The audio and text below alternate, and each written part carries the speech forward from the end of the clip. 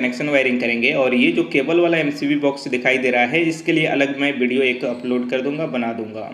यहाँ इस MCB box के अंदर एमसीबी लगाएंगे और कनेक्शन करेंगे, वायरिंग करेंगे। सबसे पहले मैं आपको बता दूं, यहाँ पे जो भी वायर यहाँ पे दिखाई दे रहे हैं, ये सब हमारा ब्रांच वायर है, यानी सर्किट वायर है, जो हमारे रूम, बाथरूम, किचन, हॉल से आ रहा है, या एसी का सर्किट है। इसके अंदर केबल टाई से हम वायर को इस तरह से इकट्ठा लॉक कर दे रहे हैं, और जो केबल टाई का हमारा बड़ा लूप बच रहा है उसको इस तरह से प्लायर से कटिंग कर दिया, और इस वायर को हम यहाँ पे इस तरह से इस साइड ले लेंगे। अब यहाँ पे हम एमसीबी लेंगे। यहाँ पे 5 हमने एमसीबी लिया है, और ये 25 एम्पियर का है, यानी 25 एम्पियर का है, और 5 हमारा एसी का सर्किट है इसके अंदर, इसलिए हमने 5 एमसीबी यहाँ पे 25 का लिया हुआ है।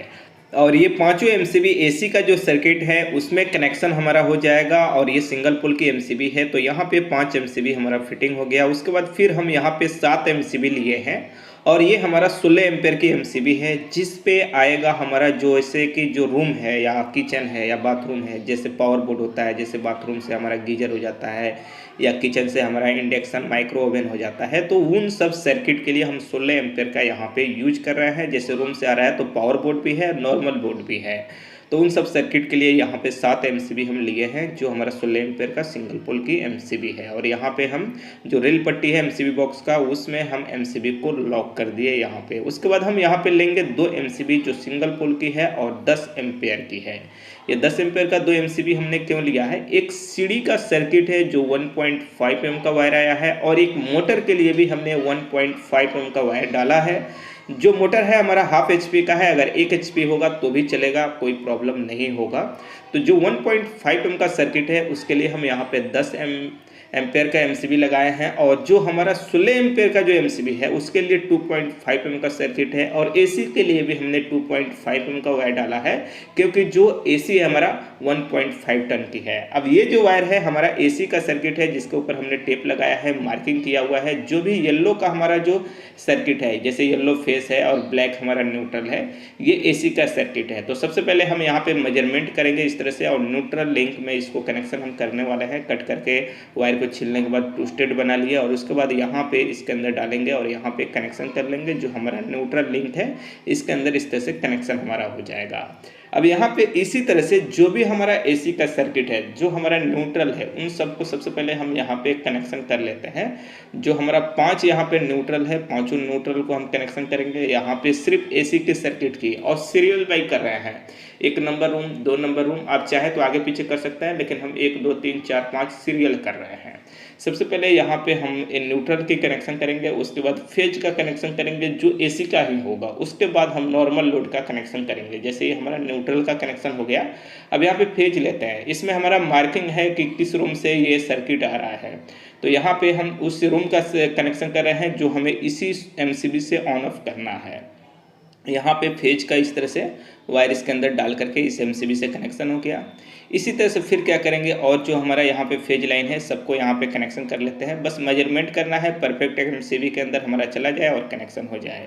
यहाँ पे पांचों जो हमारा एसी का सर्किट है उसका कनेक्शन हो गया है। अब यहाँ पे जो हमारा नॉर्मल लोड है उसका न्यूट्रल वायर लेते हैं, और यहाँ पे मेजरमेंट करके हम कटिंग कर लेंगे, और यहाँ पे 2 सर्किट को जो न्यूट्रल है एक साथ हम कनेक्शन करेंगे। क्योंकि हमने क्या किया है, जो न्यूट्रल लिंक है एक राइट एक लेफ्ट साइड एक स्पेयर होल छोड़ दिया है इन फ्यूचर प्लानिंग के लिए। आप चाहें तो सबको यूज कर सकते हैं, लेकिन हम यहाँ पे 2 सर्किट न्यूट्रल जो है एक साथ हम कनेक्ट कर ले रहे हैं यहाँ पे। और जो हमारा सर्किट है न्यूट्रल वाला सिंगल यूज करेंगे, यानी सिंगल वायर डालेंगे। और सबसे लास्ट में हम क्या करेंगे, जो 1.5 एम का जो न्यूट्रल का सर्किट है, फिर उस दोनों वायर को एक साथ हम एक जगह पे कनेक्ट कर देने वाले हैं यहाँ पे। तो जितना भी हमारा न्यूट्रल का वायर है, यानी न्यूट्रल का सर्किट है, उन सबको यहाँ पे हम कनेक्शन कर लेंगे इस तरह से। यहाँ पे कनेक्शन करने के बाद अब आता है यहाँ पे फेज लाइन, यानी जो हमारा फेज का सर्किट है एमसीबी में कनेक्शन होगा। तो यहाँ पे ये भी हम सीरियल बाई सीरियल कर रहे हैं, जैसे कि पहला रूम, दूसरा रूम, तीसरा रूम। आप चाहें तो जिस तरह करना चाहते हैं कर सकते हैं। हमारे पास सभी वायर पे मार्किंग है, टेप है, कट है, उसके आधार पे हम यहाँ पे कर रहे हैं।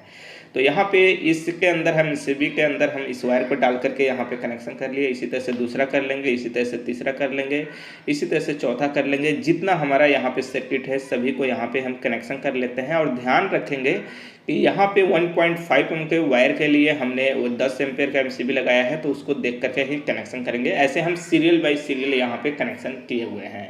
यहाँ पे ये कनेक्शन हो गया। उसके बाद जो बड़ी अर्थ का वायर है इसका कनेक्शन हम यहाँ पे कर लेने वाले हैं। जैसे ये वायर यहाँ पे आएगा, एक केबल टाई से यहाँ पे लॉक कर देते हैं ताकि वायर हमारा हिले नहीं, एक जगह पे इकट्ठा रहे। अब यहाँ पे एक वायर का बड़ी अर्थ का कनेक्शन करके स्क्रू ड्राइवर से कस लिए, उसी तरह दूसरा, तीसरा, चौथा, जितना हमारा वायर है सबको यहाँ पे हम इस तरह से कनेक्शन कर लिए। इसी तरह से कनेक्शन कर लेना है जो हमारा अर्थ का लिंक है उसके अंदर बड़ी अर्थ का वायर। अब यहाँ पे डीपीएमसीबी हमें लगाना है, लेकिन इसके अंदर मेन सर्किट का वायर नहीं आया था, अभी वायर मैंने डाल दिया है। और यहाँ पे रेड कलर का फेज लाइन है और ब्लू कलर का यहाँ पे हमारा न्यूट्रल है, अगर ब्लैक रहे तो ज़्यादा अच्छा रहेगा।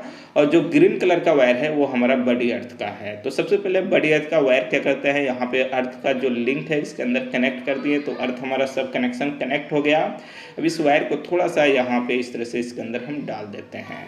अब इसके बाद मेन एमसीबी हम लेते हैं यहाँ पे डबल पोल का, और ये एसपीएन एमसीबी है डबल पोल का। जैसे कि एक हमारा आइसोलेटर पॉइंट है और एक एमसीबी पॉइंट है, तो इस चीज़ को ध्यान में रख करके यहाँ पे कनेक्शन करेंगे। सबसे पहले मेन वायर को हम यहाँ पे छील लिए हैं न्यूट्रल फेस दोनों को कनेक्शन करने के लिए।